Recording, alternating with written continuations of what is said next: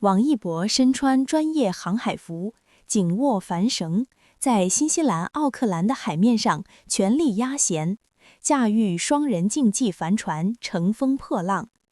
从赛车赛道到春晚舞台，再到如今扬帆出海，他一次次挑战未知，解锁新技能。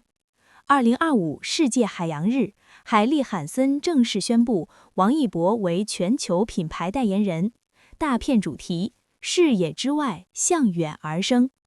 这不仅仅是帅气大片，背后是他对身体极限的突破和对自由的纯粹热爱。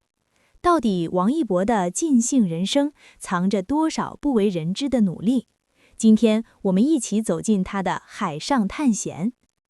王一博的尽兴人生，这次他玩的是双人竞技帆船。新的 HHH 航海大片拍摄于新西兰奥克兰，展现了他的多样魅力与探索精神。海风吹拂着王一博的脸庞，他正站在新西兰奥克兰的码头边，身穿专业的航海服，手里紧紧抓着帆绳，身体随着双人竞技帆船的倾斜而用力压舷。浪花飞溅，远处的百年帆船俱乐部旗帜在风中飘扬，他侧脸专注的模样被镜头定格。这画面看起来就像是一场充满自由和激情的户外探险。公众眼中的王一博似乎总是在不断尝试新事物，从赛车到演戏，再到现在的扬帆出海，他好像永远不会满足于现状，总是在挑战自己。但很少有人知道，这种尽兴背后藏着多少对未知的努力和对身体极限的挑战。当他的海利·罕森航海大片出来的时候，大家都在惊叹太帅了和又学会新技能了，但很少有人注意到他在拍摄中担任的是撩手的角色。这个职位需要他快速完成控帆、压舷、瞭望、换帆等一系列专业动作，而这些他之前几乎都没怎么接触过帆船。仅仅半个小时的教练指导后，他就敢在逆风中航行。这种从陆地上的硬客玩家一下子变成海上新手，看起来很酷，但实际上需要极好的平衡感、耐力和快速反应能力。更让人心疼的是，拍摄过程往往是连续工作几十个小时，海上的风浪可不是闹玩的，身体的每一次晃动都可能加剧疲劳和风险。但他选择把这一切都融入到那句视野之外，向远而生的真实感受里。2025年6月8日世界海洋日，海利·罕森正式宣布王一博成为他们的全球品牌代言人，还邀请他去品牌发源地挪威拍摄了一组航海主题的大片，主题就叫 Further Alive。这不仅仅是简单的商业合作，更是延续了他之前探索心境系列里的不断拓展户外边界的精神。从爬山涉水到海上航行，他用自己的行动告诉大家，人生不应该被设限。这种个人探索放在现在中国体育和户外圈子里来看，并不是个例，反而折射出很多年轻人面对舒服区和挑战区时的普遍心态。帆船运动在中国起步比较晚，很多人对它不太了解，觉得是高高在上的贵族运动，或者只是休闲玩玩。王一博的这次跨界就像打开了一扇窗，让更多人看到了这项运动的专业性以及它背后的精神。再往深处说，王一博的这种玩其实触及到了体育圈里的一个长久存在的问题。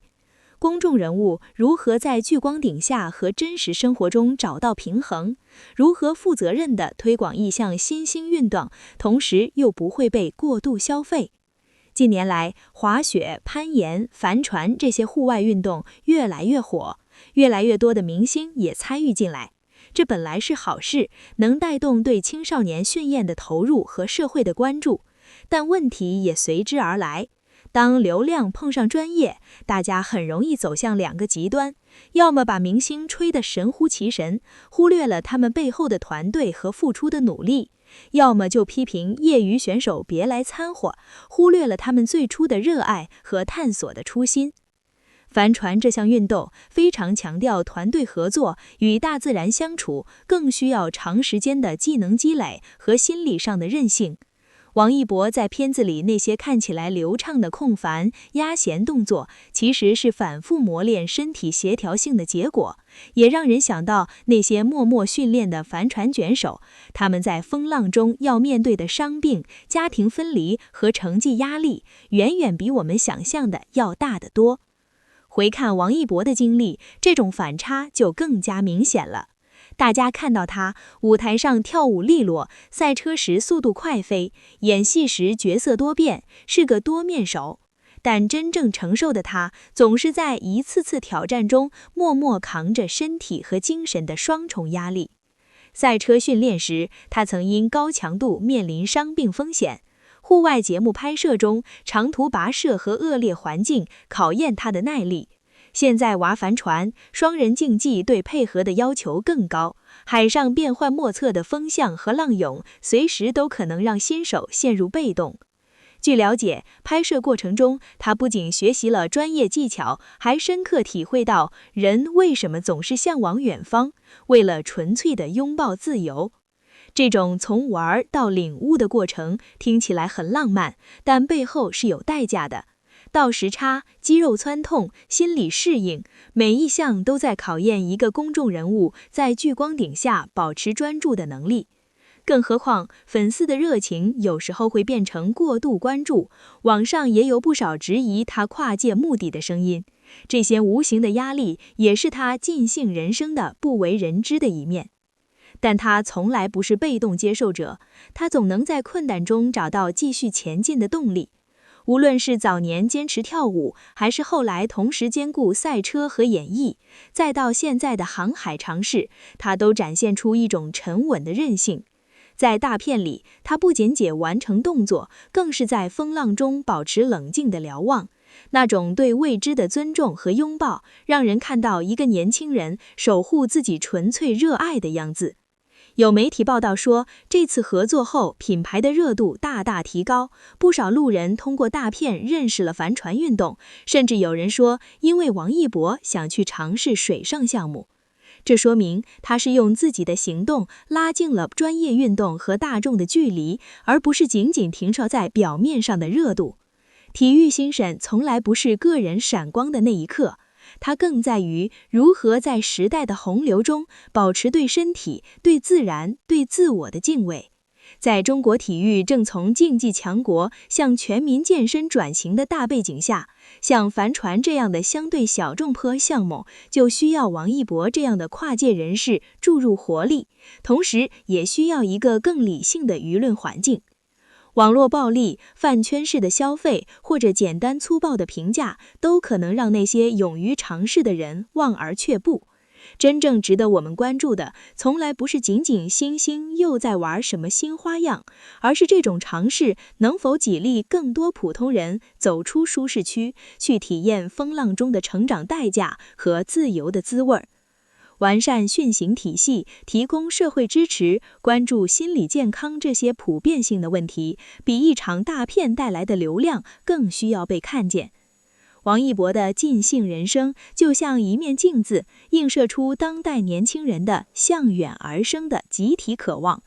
他在奥克兰瓦克特博廷 Club 上课的画面，或许只是一瞬间，却传递了一个温暖的信号。体育和户外本该是让人感受到生命活力的场所，而不是被压力或者争议裹挟的战场。